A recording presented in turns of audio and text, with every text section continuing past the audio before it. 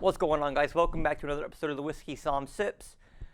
Whiskey's out of my book, Beginner's Guide to Whiskey. Today we're tasting the one and only Jim Beam Black. No, wait. Hey, producer, is that the wrong bottle? No, this is really happening.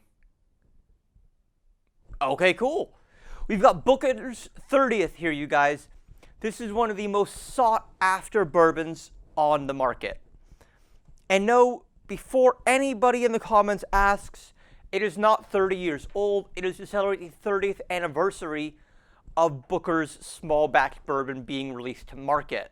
This bottle at once was available for sale from your local distributor, or if they were lucky, a retail store or a bar and restaurant is... I mean, bars and restaurants still have some, but it's all but gone virtually. And it's several $100s probably a bottle by now, if not into the thousands. And pours are probably $100 to $200 for ounce to 2 ounces, maybe ounce and a half. So I'm really excited to try this and taste it. Thank you to my friend Ryan, who I'm trading some other really rare whiskey for letting us borrow his bottle and then giving us a little vial of Booker's for us to play around with and taste with you guys. And check out our cocktail with it. Yes, I said cocktail. I made an old-fashioned variation, basically, with Booker's 30, and it comes out December 30th, so next month. So check that out.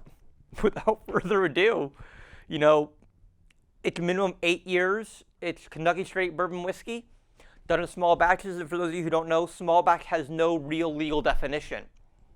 As long as my small batch is smaller than my regular batch, then it's a small batch. So if I am Green Distilleries, California, and my producer is Blue Note Distilleries, Nevada. By the way, start a little debate for me. How do you say it, Nevada or Nevada? Let me know in the comments below. That was happening today during, prep. I am genuinely curious. I want to bring a little bit of lighthearted humor to this, so, please let me know in the comments, Nevada or Nevada. If he's putting out 3,000 barrels a day for some ungodly reason, and I'm putting out 3,000, or no, let me rephrase that. If he's doing a small batch of 3,000 barrels, where his big batch is, 3,500, that's a small batch. If I'm doing a small batch of 10 barrels and my normal is 12 barrels, that's a small batch. If I'm doing 9 and 10, that's a small batch. So be careful with marketing terms, you guys. Small batch, things like that, and of that nature, don't necessarily have a legal classification, don't have a real, meaning behind them. They're made up marketing terms. Just like the word craft. There is no definition for craft whiskey, but that's a topic for another day. On to the nosing and the tasting.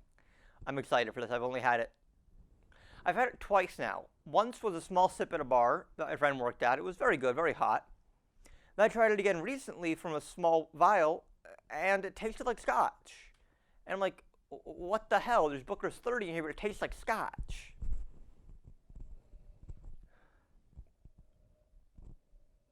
This has so much bitter tannic sweetness on the nose.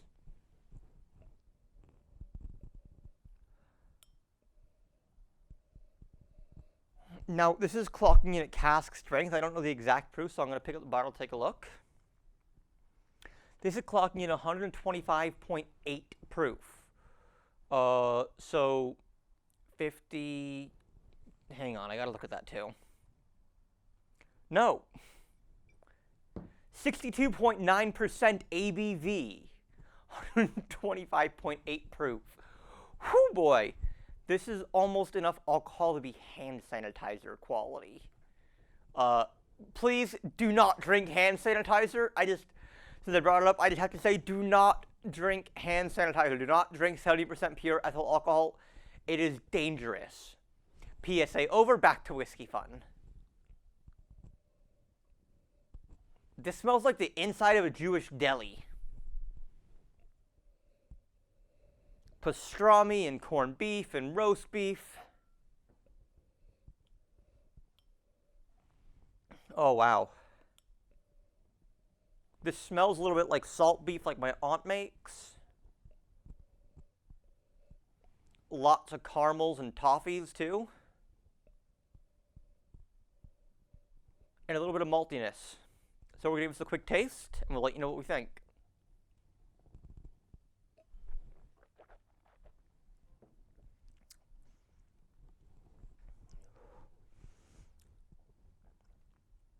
Now, because this is such high proof, I take a quick sip to acclimate my palate and wake it up. Whoa! My tongue is numb. Whoo! That's the strongest thing I've had to drink in several days, you guys.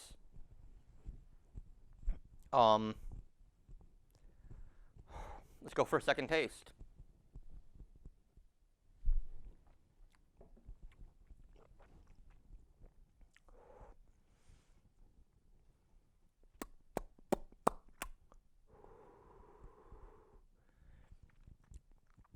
This is peppered salami. So much peppered salami. There's pastrami burnt ends.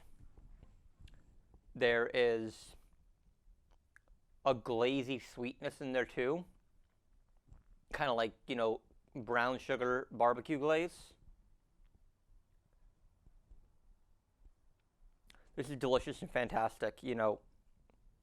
Normally I'd say let me know what you think of it in the comments below and if you can find a bottle. But it's pretty much gone. Sorry guys. See you tomorrow.